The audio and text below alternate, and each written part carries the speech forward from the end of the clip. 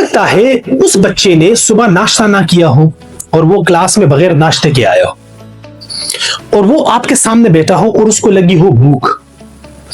आपके सामने बच्चा जो बिहेवियर शो करता है, ये बिहेवियर विजिबल बिहेवियर होता है, लेकिन इसके पीछे जो मुहर्रिकात होते हैं वो इनविजिबल होते हैं। एक अच्छा टीचर उस इनविजिबल ऑब्जर्वेशन की तरफ भी चला जाता है और वहां से वो सारी चीजें उठा लेता है। जिस तरह के सुबह का नाश्ता, हो सकता है बच्चे ने सुबह का नाश्ता ना किया हो, भूख लगी हो सकता है कि वो जो यूनिफॉर्म उसने पहना हो उसमें उसको गर्मी लग रही हो सकता है कि उस क्लास में उसको इतना बुरे तरीके से ट्रीट किया हो कि वो उस क्लास में अपनी एक कोई इज्जत ही नहीं समझता कि मेरी कोई इज्जत है, मेरी कोई बिलोंगिंग है, मेरी कोई रिकॉग्निशन है।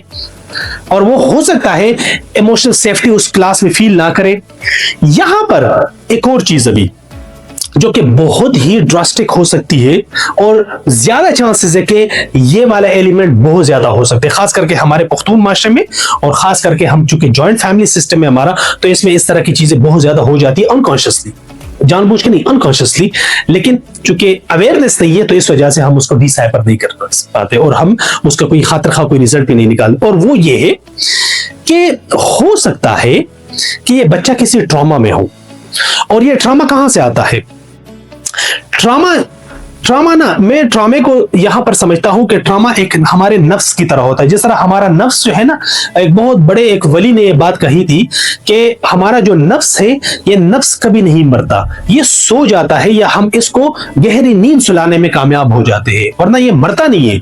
अगर तोड़ अभी आप पैर फिसल गया ना तो ये दोबारा उठ जाता है, दोबारा आपको पकड़ लेता है। तो ये जो ट्रॉमा होता है ये हमारी कोई याददाश्त नहीं होती या ये हमारी कोई मेमोरी स्टोर होती है, लेकिन ये ट्रिगर होती है सेंसेस से। तो यहां पर यह बच्चा हो सकता है किसी ट्रॉमा में हो, और वो ट्रॉमा क्या हो सकता है एक रात पहले उस क्लास से इस बच्चे ने अपने घर में अपने मां बाप को लड़ते देखा हो और उस क्लास में वो टीचर खड़ी हो और उसने कोई चीख निकाली हो कोई बच्चे पे, और हो सकता है कि ये वाला जो बच्चा है इसने वो चीख अपने मां की भी सुनी हो और यहां पर सेम चीख उसने अपने टीचर से सुनी और वो दोबारा वो ट्रॉमा में चला गया।